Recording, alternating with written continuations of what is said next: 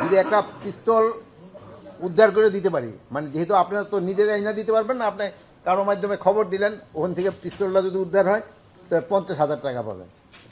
আর short গানের ক্ষেত্রেও 50,000, China রাইফেলের ক্ষেত্রে 1 লক্ষ, এসএমজির ক্ষেত্রে 1 লাখ, এলএমজির ক্ষেত্রে 5 লাখ, আর গুলি মানে প্রতিটি রাউন্ডের জন্য 500 টাকা করে। সব মিলে কত টাকা ঘোষণা করছেন আপনি? মানে সব মিলে না, আপনি যদি একটা আইনা দেন কি বলে গুলি, তা আপনি পাবেন 500 টাকা।